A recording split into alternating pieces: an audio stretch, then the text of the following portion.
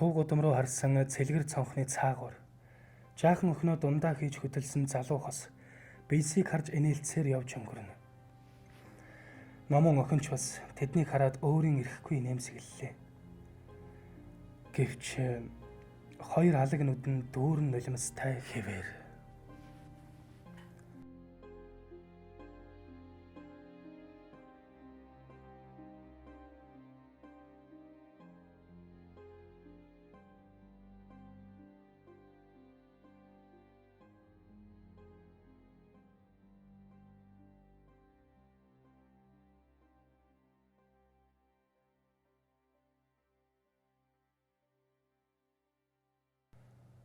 Болд арай ядан сэргээд муухан өндийв. Тэр том өрөөнийхөө буйдан дээр хэвтэж байх бөгөөд гэрт харуу бүрий хэдийн нөмөрчээ. Болд толгоогоо барин ёолсоор босч буйдан дээрээ хэсэг чимээгүй суулаа. Тэгснээ тамирын барагдсан үхэнц хоолойгоор "Цэцгээ! Номоно!" гэж арайхийн дуудав. Ийм дуудахад тархиных нь хамаг судас хаг зад явчих шиг л болно. Гэрт өөрөөс нөр хинч байхгүй бололтой. Ховь тавилантайгаа нэгэн тэвлэрсэн Болд салгалж чичирсэн гараа шал руу зүтгүүлэв. Согтуу хүн сохор ухаантай гихчээр тэнд хугас шил арх үлдээснээ тэр сая санджээ.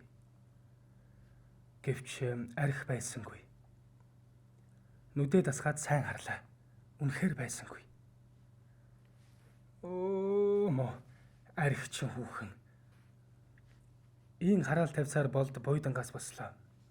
Тэгмэгцээ дуу алдан ёолсоор буцаж буйдан дээрээ унахан тэр. Хаграа чалаар нэг болсон лонхны хэлтэрхий түүний хөлөнд гүн шигдэжээ.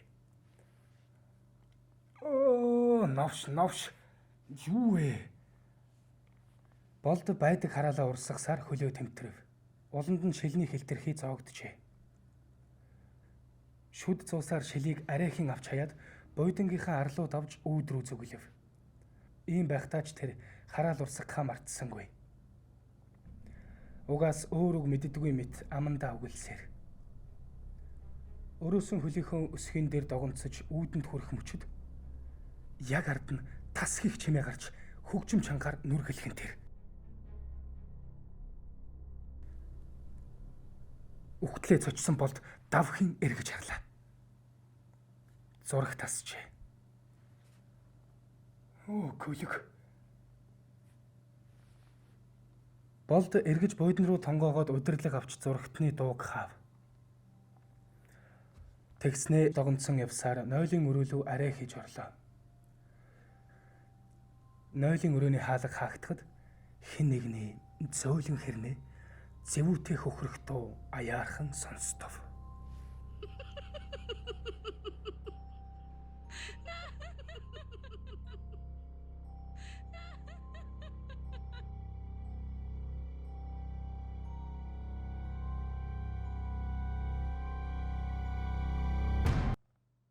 Үүдэндээ өнгө цус муутайхан хотел гэсэн улаан хаягтай намхан шар байшингийн гадна такси ирж зогсов.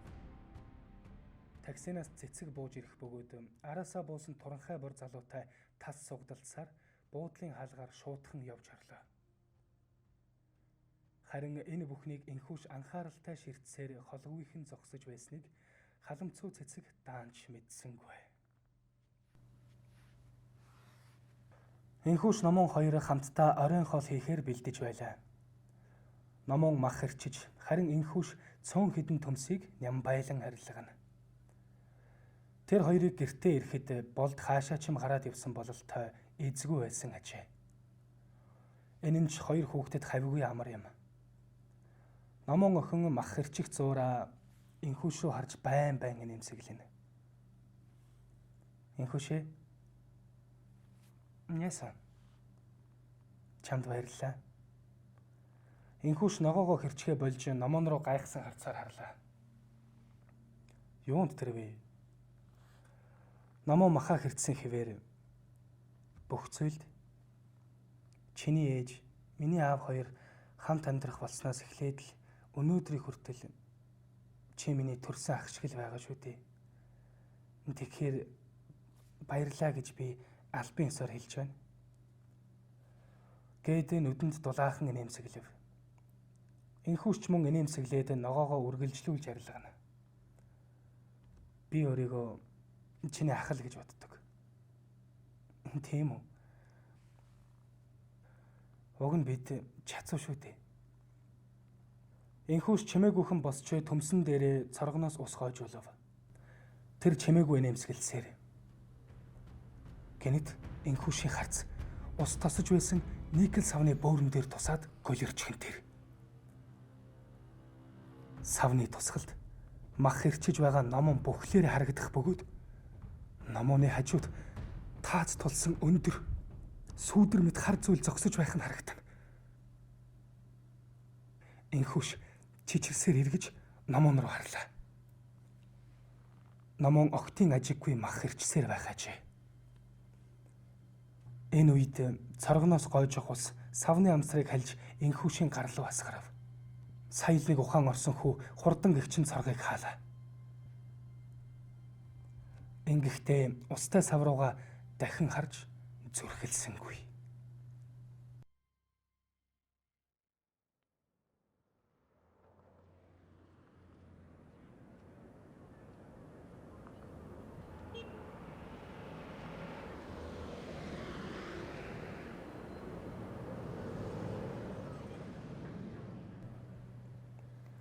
Хуучны угсармал 9 давхар барилгуудын нэгэн талыг дагсан зүсэн зүйл төмөн өнгийн автокрашууд үзэгдэнэ.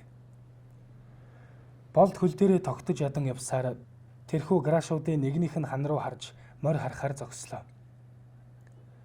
Түүний араар төв зам байх бөгөөд түүгээр машин зайгүй давхилагч тэр үл тооно. Морь харж зогсохдоо гарашийн хананд тусах өөрийн сүүдрийг харж таатай нэмсэглэнэ.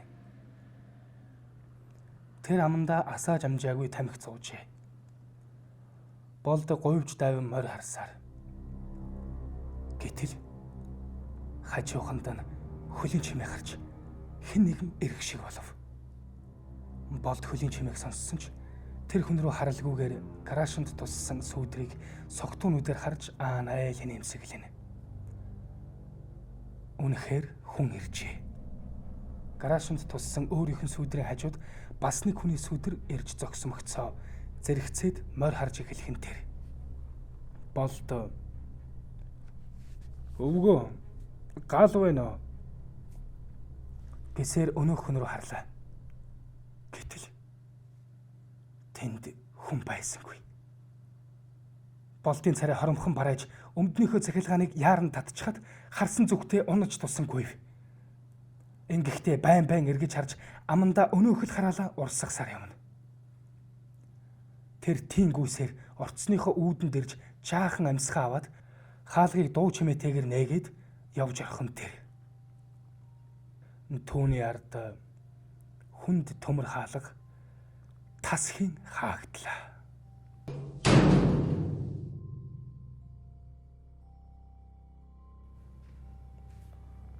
Төдхөн болдыг гэртээ орж ирэхэд гал тогооноос охин номон нь гарч ирж өгтөв.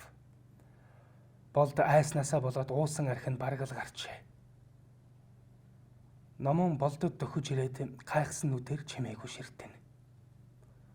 Болд үг дуугарсангүй гадуур хувцсан аажуухан тайлаад духныхаа хөлсийг ханцуугаараа шудрав.